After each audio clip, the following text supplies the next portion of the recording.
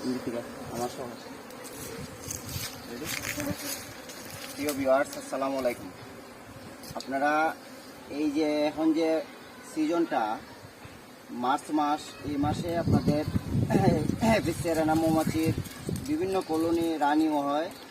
Colony থেকে পাট হয়ে যতটুকুলো রানি হয়, যতটুকু সম্ভব হয়, আপনারা এই আপনাদের যে কলোনি আছে, আমার কলোনি আছিল, এই কলোনি থেকে মৌমাছি রানী সহ অর্ধেক মাছি আপনি বের হয়ে চলে আসছে।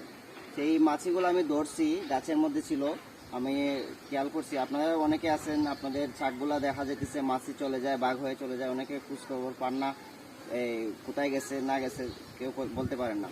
এই যে দেখেন, আমি গাছ থেকে এটা ধরছি, ধরার কারণে আমার একটা বক্স আছে, এই যে কাঠের যে হোল বক্স। আপনারা আমার তো পেজে বা ফেসবুকে আপনারা যারা যারা নক করেন আছেন,